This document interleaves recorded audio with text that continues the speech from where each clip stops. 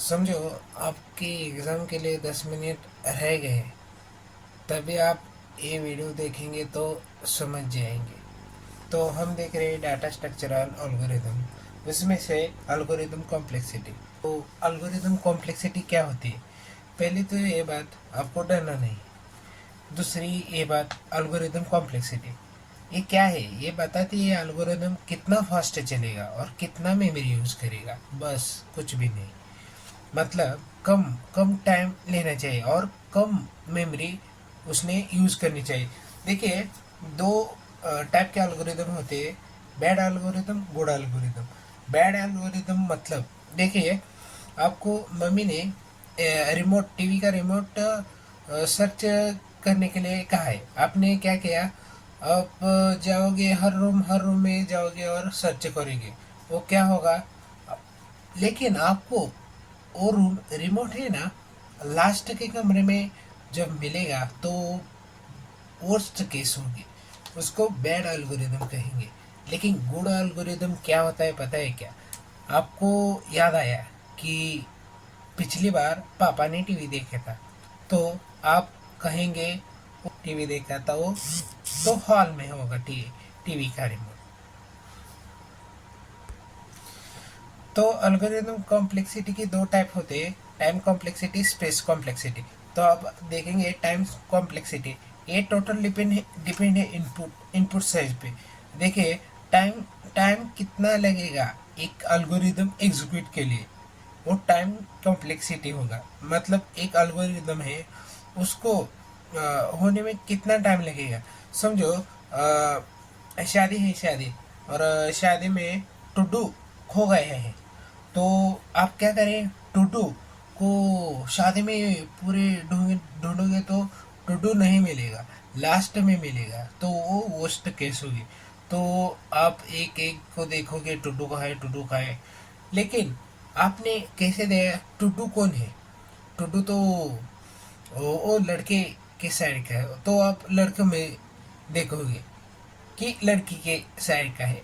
तो ऐसे जब आप सॉर्टिंग करेंगे ना, तो हमें आसानी होगी, तो टाइम भी कम लगेगा। तो देखिए, एक और एग्जांपल लेते हैं। स्टूडेंट है, 5 स्टूडेंट, आप 5 स्टूडेंट को सर्चिंग करेंगे, तो क्या होगा? जो पहले पहले वाले स्टूडेंट को आपको जब मिलेगा, तो वो बेस्ट केस होगा। वो कंपैरिजन तो कम होगा, उसको हम बोलते हैं ऑर्डर, बिगो नोटेशन होता है वो, ऑर्डर 1। मतलब एक ही कंपैरिजन पे हमें student to do to do to do मिला, इसको कहते हैं हम बेस्ट केस। अब देखेंगे स्टूडेंट अब 100 है, तो क्या होगा? ये बताता है। अब इनपुट साइज की ओर हम ज़रा ध्यान दें। तो कहते हैं इनपुट साइज मतलब क्या? इन इनपुट साइज से इसको फ़र्क नहीं पड़ेगा। तो जब भी हम सर्चिंग करेंगे, एक थे 5 स्टूडेंट, हमको टाइम कॉम्प्लेक्सिटी कम लगेगी। लेकिन जब स्टूडेंट ही 100 हो तो टाइम कॉम्प्लेक्सिटी बढ़ जाएगी, और उसी ग्रोथ को हम कहते हैं टाइम कॉम्प्लेक्सिटी। अब देखिए टाइप्स ऑफ, तो हम देखेंगे टाइप्स ऑफ टाइम कॉम्प्लेक्सिटी। तो पहली केस है, केस भी बोलते हैं बेस्ट केस। बेस्ट केस मतलब एक आरे है, आरे, ये आरे है 10 20 30 40। जब भी हम एलिमेंट सर्च करेंगे, जब एलिमेंट फर्स्ट ही हमें मिले, कंपैरिजन ही 1 हो, तो उसको बेस्ट केस बोलते हैं। मतलब ले जल्दी फाउंड हुआ, तो उसको कंपैरिजन भी 1 हो, ऑर्डर ऑफ, वो टाइम कॉम्प्लेक्सिटी कितनी हुई? ऑर्डर ऑफ 1, मतलब कंपैरिजन ही 1 है। अब देखेंगे एवरेज केस। एवरेज केस में क्या होता है पता है? तो जो एलिमेंट है ना, वो हमें पहले भी नहीं मिलता और एंड में नहीं मिलता, वो मिडल में होता है। तो देखें 30 वो मिडल में है, उसका केस कैसे मिला? वो एन मतलब हमको नंबर ऑफ एलिमेंट में कंपैरिजन करने पड़ेंगे, तभी वो हमको ढूंढने में मिलेगा। मतलब हम पहले इसको ढूंढेंगे, ये देखेंगे नहीं ये 30, ये ओ ये 30 है, तो ऐसा चलेगा। तो उसका टाइम कॉम्प्लेक्सिटी कितना होगा, ऑर्डर ऑफ एन। एक कुछ भी नहीं होता वो, बिग बिग ओ नोटेशन में हम इसको देखेंगे, इसको इसको देखेंगे हम। वर्स्ट केस मतलब भाई आखिरी शादी में टुडू ही नहीं आया, मतलब शादी टुडू आखिरी एंड में मिला, तो वो क्या है वर्स्ट केस। देखिए 50, एन मतलब number of element we search और ऑर्डर होता है।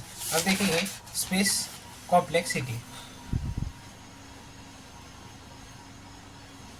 देखेंगे स्पेस कॉम्प्लेक्सिटी क्या होता है, how much extra memory is required, मतलब एक एल्गोरिदम एग्जीक्यूट होने में कितना एक्स्ट्रा मेमोरी रिक्वायर होगा, उसको स्पेस कॉम्प्लेक्सिटी बोलते हैं। अब देखेंगे नम है ये, अरे हमने एक लिया नम, नम नाम का 1 2 3 4 ये एलिमेंट लिए, और उसका ही जैसा एक कॉपी हमने तैयार किया, तो एक्स्ट्रा मेमोरी गई ना उसको, उसी को स्पेस कॉम्प्लेक्सिटी बोलते हैं। अब देखिए मैरिज फंक्शन में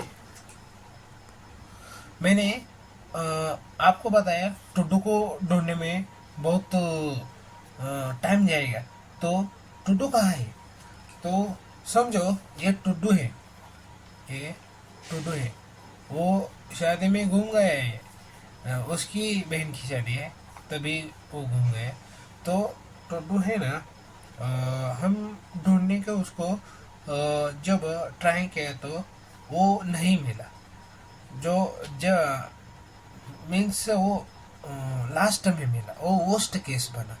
और वो पहले ही मीन्स जब भी हमको उसको जल्दी ढूंढना है तो हम क्या करेंगे, टुडू कौन है, टुडू उसके बहन का भाई है, नहीं उसके जो शादी में दुल्हन है ना उसका भाई है टुडू, तो हम ऐसे करके टाइम कम लगेगा।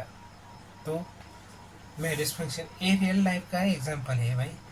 अब देखेंगे स्पेस कॉम्प्लेक्सिटी के टाइप्स। तो फिक्स्ड स्पेस, फिक्स्ड स्पेस क्या होता है, memory not depend on input side, input side पे भाई इसको डिपेंड ही नहीं रहना।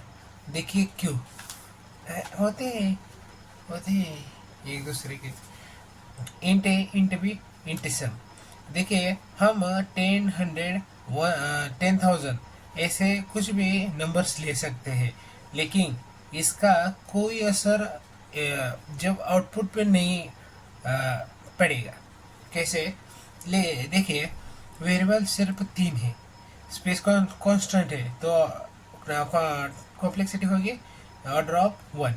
बैग, जब बैग बैग ये इनपुट के साथ बदलता है, मतलब देखिए int R N, if N is 10, देखिए 10 एलिमेंट आर में स्टोर किए तो क्या होगा, 10 इंटीजर हो गए। जब आर में 1000 एलिमेंट हमने स्टोर किए तो 1000 इंटीजर हो, मतलब इनपुट जब भी हम चेंज कर रहे हैं तो मेमोरी भी बढ़ रही है, तो इसको मेमोरी कैसे लेंगे, ऑर्डर ऑफ एन। अब space complexity total space complexity कैसे, फिक्स्ड अरे भाई होता है कभी, fixed space plus variable space is equal to space complexity. अब देखिए इंट सम 0, ए फिक्स है, ए 0 फिक्स है, इसको हम बाद में एग्जीक्यूशन पे कुछ नहीं करते, ये फिक्स है। अरे ये फिक्स नहीं है, क्योंकि हम एन 10 भी ले सकते, 20 भी ले सकते भाई, कुछ कुछ तो 1000 लेते, कुछ कुछ तो 1 लाख लाख लेते। छोड़, अब देखेंगे ऑक्सिलरी स्पेस क्या है। तो ऑक्सिलरी स्पेस कुछ नहीं है, तो इंटरव्यू में ही क्वेश्चन ही आस्क होते हैं ऑक्सिलरी स्पेस क्या है। ये इतना पार्ट काफ़ी होगा एग्जाम के लिए, तो हम देखेंगे एल्गोरिदम को इनपुट के अलावा कितना एक्स्ट्रा मेमोरी चाहिए, मतलब इनपुट के अलावा उसको मेमोरी कितना चाहिए, ये ऑक्सिलरी स्पेस होता है। देखिए int R N, int temp, ये एक अलग हमने तैयार किया टेम्परेरी वेरिएबल, टेम्परेरी अरे, एक्स्ट्रा मेमोरी एन, इस एक एक्स्ट्रा मेमोरी ले रहा है, उसी को हम बोलते हैं auxiliary space. Thank you for watching.